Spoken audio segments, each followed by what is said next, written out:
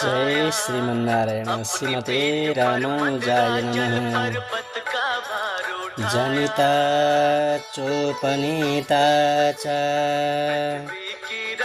यस्तु विद्यां प्रयच्छति अन्नदाता भयत्राता पंचैते पितरः स्मृता। जय श्रीमन्नारायण। यसको भावार्थ हजुरहरू समक्ष श्रवण गराउन गइरहेको छु। पाँचजना पिताजीहरू हुनुहुन्छ। शास्त्रले हामीलाई पाँचजना पिताजीहरू हुनुहुन्छ भनेर यसरी व्याख्या गर्नुभएको छ। जनिता, जसले हामीलाई पुत्र हुने सौभाग्य प्रदान गर्नुभयो, त्यस्ता जन्म दिने पिताजी एक हुनुहुन्छ।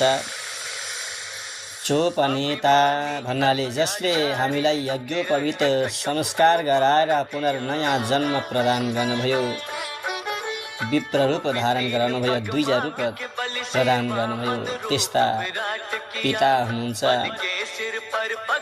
जनिता चोपनेता च अथवा यस्तो विद्यां प्रयच्छति, जुन गुरुका सन्निकटमा प्राप्त गरेर हामीले कुनै ज्ञानहरूलाई संग्रह गरौँ, ज्ञानहरूलाई ग्रहण गऱ्यौँ, त्यस्ता विद्या प्रदान गर्नेवाला पनि पिता नै हुनुहुन्छ।